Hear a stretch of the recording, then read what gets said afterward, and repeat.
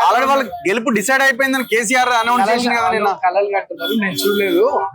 వాళ్ళు భయంతోనే నా మీద దుష్ప్రచారాలు చేస్తా ఉన్నారు. వాళ్ళు ఏమన్నా చేసినటువంటి పనులు ఉంటే మేము జూబ్లీహిల్స్ ప్రాంతంలో ఈ పని చేసినామని అడగండి. జూబ్లీహిల్స్ ప్రాంతంలో పలానా అనిల్ యాదవ్ అని యువకుడిని 3rd డిగ్రీ టార్చర్ చేపిస్తూ వీడియో కాల్ ఎమ్మెల్యేకి చూపిస్తూ సంతోషపడ్డామని చెప్పి ఓట్లు అడగండి. పలానా గల్లీలలో బస్తీలలో గన్ని అనే పిల్లగాని ఇంటి మీద మా ఎమ్మెల్యే పోయి దాడి చేసి ఆ ప్రాంతం భయబంధులకు గురి చేసినామని ఓట్లు అడగండి. నవీన్ యాదవ్ ఇంటిని డ్యామేజ్ చేసినామని ఓట్లు అడగండి. నవీన్ యాదవ్ ఆస్తులు డ్యామేజ్ చేసినామని ఓట్లు అడగండి. నవీన్ యాదవ్ కానీ బీఆర్ఎస్ కార్యకర్తలు కానీ బీజేపీ కార్యకర్తలు హింసించి కేసులు పెట్టినామని ఓట్లు అడగండి జనాన్ని. అంతేగాని అభివృద్ధి ఏమని చేసి అడగండి. వీళ్ళు చేసిన అరాచకాలు చాలా ఉన్నాయి. ఈ రోజు ప్రజలు బుద్ధి చెప్తారు వాళ్ళకి.